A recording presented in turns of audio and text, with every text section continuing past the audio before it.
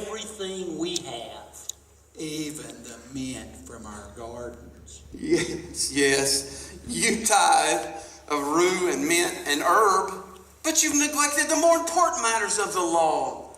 Justice and faithfulness. You should have practiced these without ignoring the former things. You blind guides, you'll strain at a gnat, but then you swallow a camel. I tell you the truth, unless you repent and become as little children, you'll never see the kingdom of heaven. Therefore, whoever humbles himself as this little child will be called greatest in the kingdom of heaven.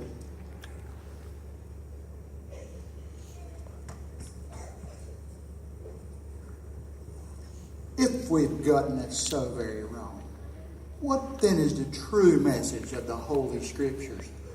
Oh, great Rabbi, do please tell us. It is simply this, the first and the greatest commandment.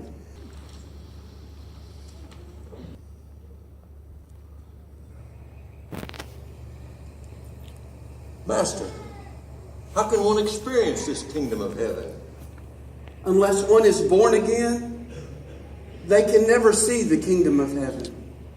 Born again? How can a man be born again? Can an old man return again to the womb? Born of the Spirit, Nicodemus. Just as flesh is born of flesh, the Spirit must be born of spirit. The wind, it breathes across the earth, and you cannot tell where it begins or where it ends.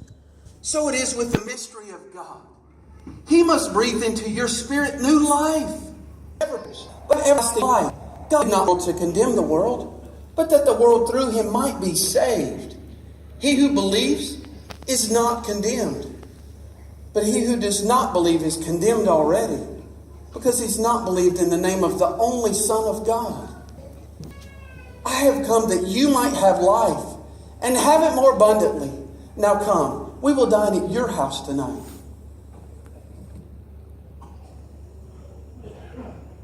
So this is God's plan?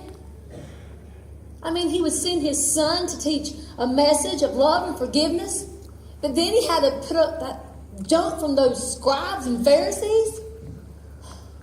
This is God's big plan, really? You know, I had always pictured God sitting up there on some throne, just waiting to throw lightning bolts down at us every time we messed up. But you're saying Jesus taught something totally different. Could I have been wrong about God this whole time?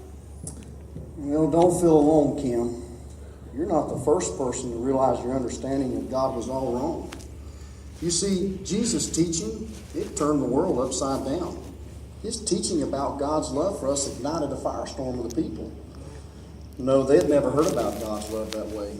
They pretty much believed the same way as you, that God just stood up there in judgment over them. But here was Jesus turning that thinking on its head. And the more he preached it, the worse it angered the temple leaders. And they began to make plans to bring him down. But meanwhile, even though the religious leaders were plotting violence against him, Jesus continued on to carry out his purpose. His purpose? What purpose? I mean, what do you think his purpose was? It's not what I think his purpose was. He told us what it is. Jesus was here to do the will of the Father. What do you mean? You're so confusing sometimes. What do you mean, the will of his Father? Kim, God's business is simple. It's people, just people. Jesus came to show us what it is to have a relationship with God by showing them how much God loved them. He had an incredible compassion for the hurting, and he took great pleasure in proving that every day.